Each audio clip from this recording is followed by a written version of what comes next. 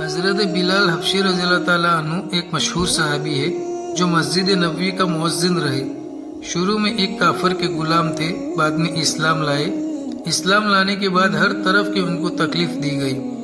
امیہ بن خلف جو مسلمانوں کا سخت دشمن تھا، ان کو سخت گرمی میں دوپہر وقت تپتی ہوئی ریت پر سیدھا لیٹا کر ان کے سینے پر ایک بڑا پتھر رکھ دیتا تھا۔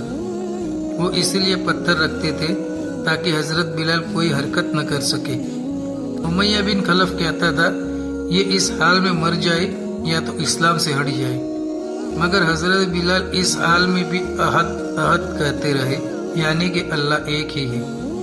رات کو زنجیروں میں باندھ کر کوڑے لگائے جاتے تھے اور اگلے دن ان زخموں کو گرم زمین پر لیٹا کر اور زخم کرتے تھے تاکہ بے قرار ہو کر اسلام سے ہٹ جائے یا اسی حال میں مر جائے۔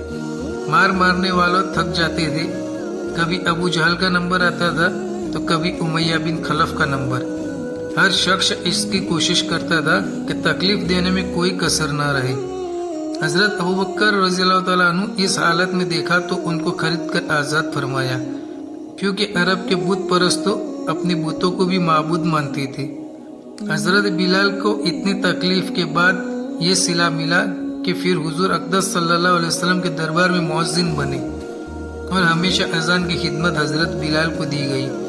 حضور اقدس صلی اللہ علیہ وسلم کے وصال کے بعد مدینے میں رہنا اور حضور اقدس صلی اللہ علیہ وسلم کی جگہ کو خالی دیکھنا مشکل ہو گیا تھا، اسی لیے ارادہ کیا کہ میں اپنی باقی کی زندگی دوسری جگہ جا کے گزاروں گا۔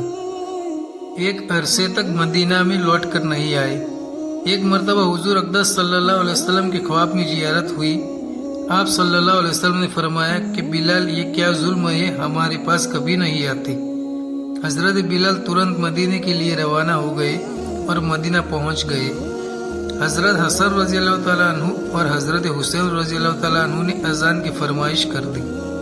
پیاروں کی فرمائش ایسی نہیں تھی کہ نہ کہنے کی گنجائش تھی۔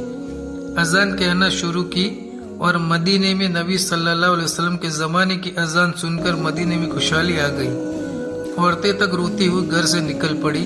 چند روز قیام کے بعد واپس ہوئے اور 60 ہجری کے قریب دمشق میں حضرت بلال کا وصال ہوا۔ اللہ تعالی ہم سب کو قرآن اور حدیث پر چلنے کی توفیق عطا فرمائے، آمین۔